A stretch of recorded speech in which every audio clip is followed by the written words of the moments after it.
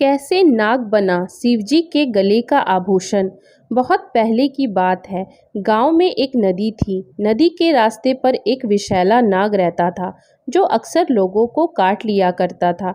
नाग के आतंक से बचाव के लिए व्यक्ति समूह में नदी पर नहाने जाया करते थे। फिर भी वह तरकीब से एक दो को अपना शिकार बना ही लेता था। एक दिन कोई महात्मा नदी की ओर जा रहे थे। रास्ते में वही नाग मिला। वह महात्मा को डसने वाला ही था कि अचानक वह रुक गया। महात्मा हंसते हुए बोले, तुम मुझे काटकर आगे क्यों नहीं बढ़ते? परंतु वह महात्मा के चरणों में बारी बारी से नमन करने लगा। यह देखकर महात्मा ने कहा, नागराज, पूर्व जन्म के किसी पाप के कारण ही तुम्हें यह योनि मिली है, परंतु तुम इस योनि में भी प्राणियों को काटोगे तो तुम्हें नरक में जगह मिलेगी। यदि तुम नरक से छुटकारा पाना चाहते हो तो आज से ही किसी भी प्राणी को काटना छोड़ दो। अब नाग ने महात्मा के सानिध्य में अहिंसा का व्रत ले लिया।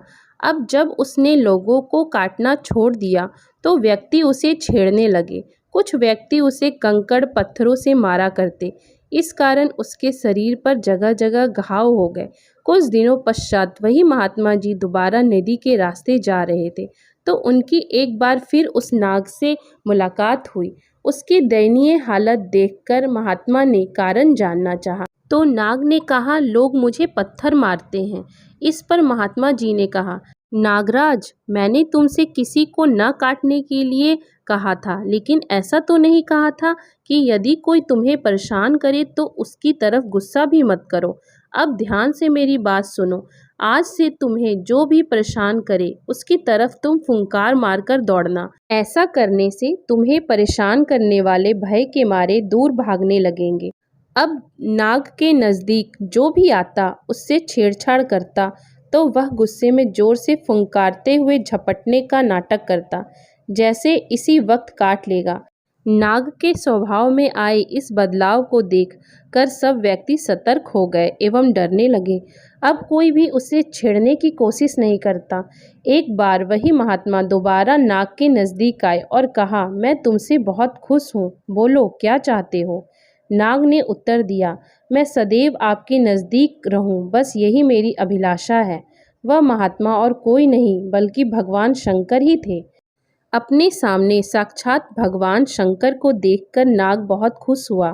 फिर भगवान शंकर की आज्ञा से रेंगता हुआ उनके बदन पर चढ़कर गले में लिपट गया। बस तभी से नाग शिवजी के गले का आभूषण बन गया। देवों के देव महादेव शिव को नाग जाति परम प्रिय है। यहाँ तक कि नागों के बगैर शिव के भौतिक शरीर की कल्पना ही नहीं की जा सकती। शिव जी ने नागों को अपनाकर वह गौरव प्रदान किया जो किसी दूसरे को प्राप्त नहीं हुआ। वैसे शिव जी की शरण में जो भी पहुंचा, शिव जी ने उसे अपने ललाट पर बैठाया, चाहे वह चंद्रमा हो या गंगा, किंतु नागों से अपना संपूर्ण शरीर ही मंडित कर लिया, जिसके कारण नाग जाति शिव के साथ पूजनीय बन गए। दोस्तों, अगर आपको हमारी ये कहानी अच्छी लगी हो तो आप हमारे चैनल को लाइक, शेयर एंड सब्सक्राइब जरूर करें, जिससे हम आपके लिए और भी अच्छी अच्छी वीडियोस लाते रहें। Thank you for watching.